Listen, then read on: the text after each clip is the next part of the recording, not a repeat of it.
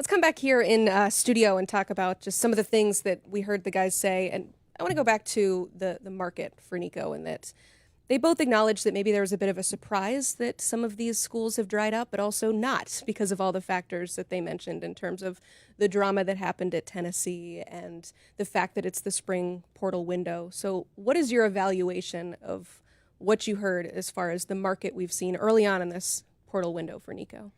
Well, we all have to understand that when you don't contact, do not contact, it's for a reason. Mm-hmm. Like, things are going on. I don't think this young man's phone has stopped being rung. It's busy because every coach and every program coach wants that talent. It's now, what are you willing to put up with?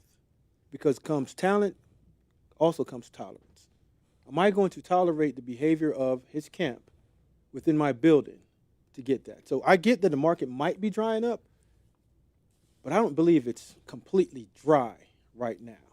I think there's a market there. I think what we're hearing there is a continued disconnect between Nico and his representatives and what he believes his financial market is in terms of compensation versus what teams are willing to pay. Mm-hmm. And we said this on Monday when we talked about this. He's not in a very good spot from a perception standpoint.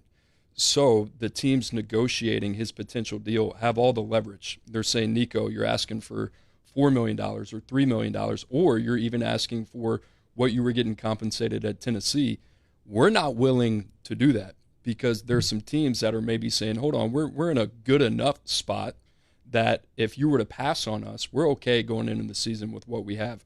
We'd love to have you, but it's going to be at a number that we're comfortable with. And I think where Nico and his family and his representatives are, they're going through that process of taking their medicine and starting to realize, like, hey, whatever we thought was out there, maybe the $3 or $4 million number, reality is maybe it's closer to what we were getting paid at Tennessee, or worst case scenario, we might have to take a pay cut to go to a less ideal situation than the one that we were in.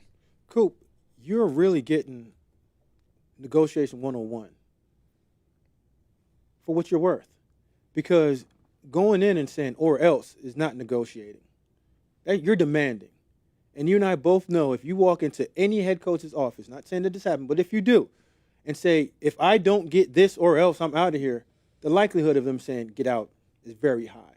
But now that you've been removed from that situation, you're now understanding the fair market value for your skill set and your production in the open market.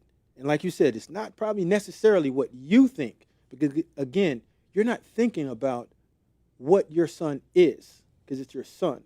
If you had proper representation, you would understand the value that your son provides for any team that he goes upon.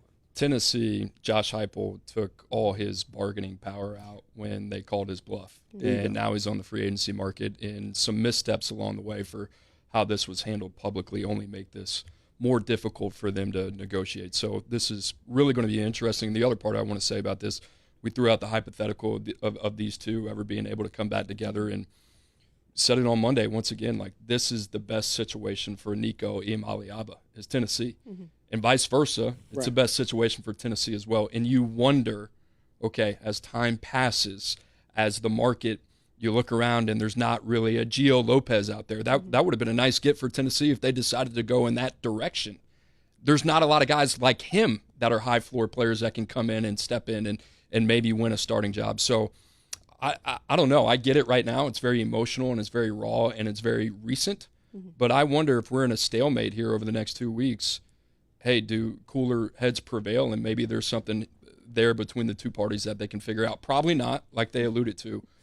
But from a business standpoint, if I were advising either side, I would leave that option on the table. Coop, I might have the answer for. I think there's a high percentage of zero that this happens, just because of how it was left. Yeah. And for everybody that's a Tennessee Vols fan, when we hear that, I think either Matt, I don't remember if Matt or Chris made the comment of saying every coach called and said thank you. Mm-hmm. Yeah, they're also saying thank you for taking one of your better players off the team. And if we do play against you guys, we might have a better chance at winning. So thanks for removing your best. Yeah, it's what Matt said, is that they're both sides are losers in this situation. Something else that he kept reiterating is just how tough it is for a quarterback to find a spot in the spring, and you're not seeing a lot of willing partners. So if we even just put the Nico aspect and everything that comes with it aside, from a front office standpoint, how do you weigh what kind of quarterback to bring in during this spring period? Emily, you remember I kept on talking about this anticipation board that this is when the anticipation board comes into effect, Coop, of understanding who you have that you can bring in that can facilitate your offense, that point guard that we're talking about. And it's Tennessee. Like, we can say that the money has some type of end to it, but there's not a value put on winning a championship.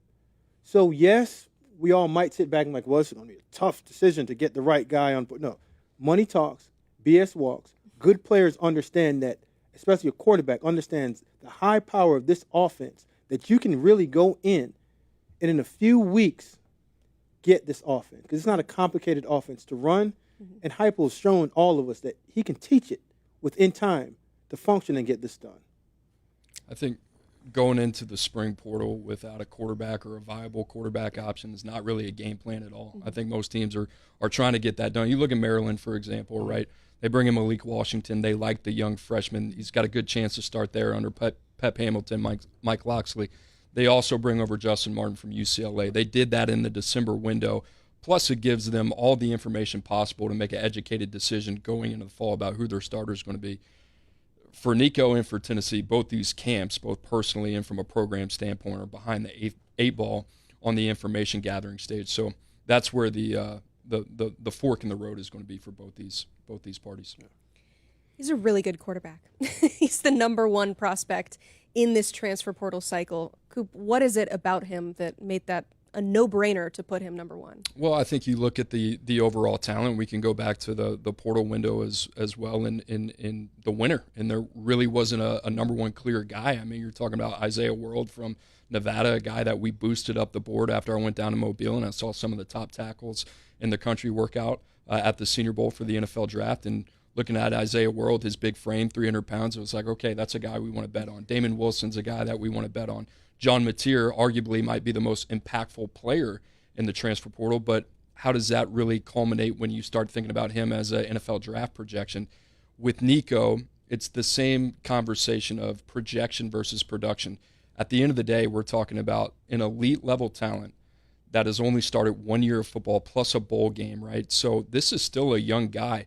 And when I went back and I looked at the things that he did well versus the things that he's got to clean up, I came away more encouraged about the things that he's got to get better at because they're coachable. I mean, we're talking about things, from a internal clock standpoint that I think are things that can be repped out.